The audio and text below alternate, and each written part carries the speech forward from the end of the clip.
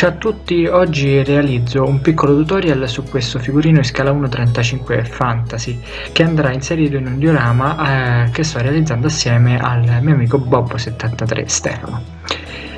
In questo tutorial voglio mostrarvi come dipingo la fondina e la pistola in cuoio. Partiamo innanzitutto dai colori.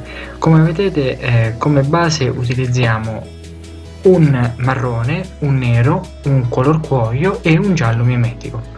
Questi quattro colori ci daranno il via per la realizzazione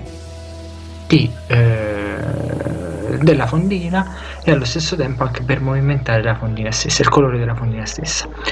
Dopo aver dato una base di nero, e in questo caso vedete che il figurino è già dipinto, in quanto sto realizzando anche un video proprio per la realizzazione di questo figurino, vado a stendere il marrone, sempre stendendolo prima sulla palette.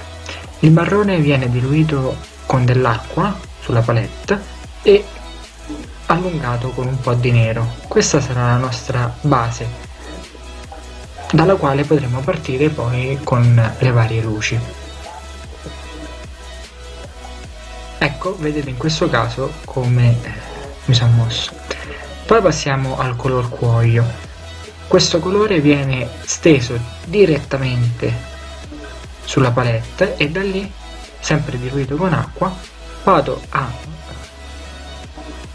e ovviamente mischiato con del marrone, flat brown, vado a evidenziare le parti più esterne della fondina.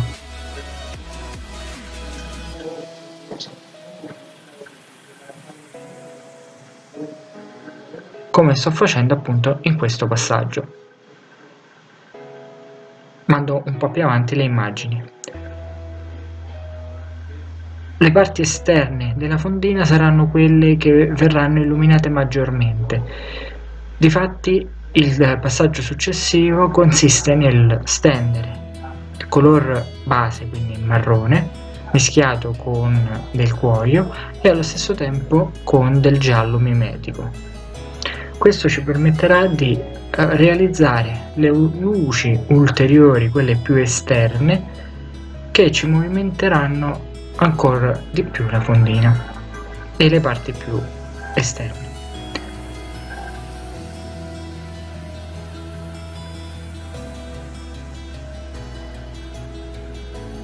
Altra cosa chiave è tenere sempre vicino, oltre ovviamente all'acqua che ci permette di stendere il colore per gli acrilici, un altro pennello anche leggermente più grande per sfumare il colore. Essendo un colore acrilico e essendo un colore steso sulla palette, riusciamo appunto in questo modo ad agire anche nei primi momenti in cui lo stendiamo con questo pennello imbevuto di acqua per sfumare il colore sempre di più. Infine andiamo ad evidenziare i particolari della fondina, quali la chiusura ad esempio, con del nero puro steso sempre sulla nostra palette e poi con il nostro pennello 3-0 che ci consente appunto in questo caso di evidenziare senza problemi la chiusura della fondina. Direi che appunto come video molto veloce, spero sia di vostro gradimento e vi lascio alle immagini finali, e per quanto riguarda tutto il figurino seguirà un video a breve. Per ora è tutto, buon modellismo e buon divertimento, ciao!